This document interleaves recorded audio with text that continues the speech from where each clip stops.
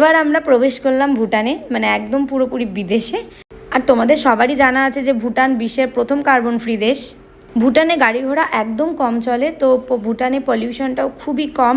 এত পরিষ্কার পরিচ্ছন্ন করে সবাই মেনটেন করে রাখে দেশটা, যে দেখেই এত সুন্দর লাগে, মনটা ভরে যায়। আর ভুটান দেশটা চারিদিক দিয়েই পাহাড় দিয়ে ঘেরা, আর এত সুন্দর লাগে দেখতে যে তার জন্য পর্যটকরা বারবার ভুটানে ঘুরতে যায়। আর আমরা ফার্স্ট টার্গেট করেছিলাম যে আমরা এই ব্রিজটাতে যাব, যে ব্রিজটার লোহা দিয়ে তৈরি। আর ওই পাশে আরও একটা সুন্দর জায়গা আছে, যেটা তোমাদের সাথে আমি এখনই শেয়ার করব। আর ব্রিজের নিচে যে নদীটা আছে, এটা মনে হচ্ছে নড়িয়ে নদী নাকি ভুটান নদী, আমি ঠিক বলতে পারছি না। তো যাই হোক, আমি আর সঞ্জয় পৌঁছে গেছি সেই সুন্দর জায়গাটাতে। এই যে জায়গাটা দেখো, ব্রিজটা পার করেই এই জায়গাটা, মানে মনে হচ্ছিল পুরো মানে সবসময় এখানেই বসে থাকি, অল্প অল্প বৃষ্টি পড়ছে।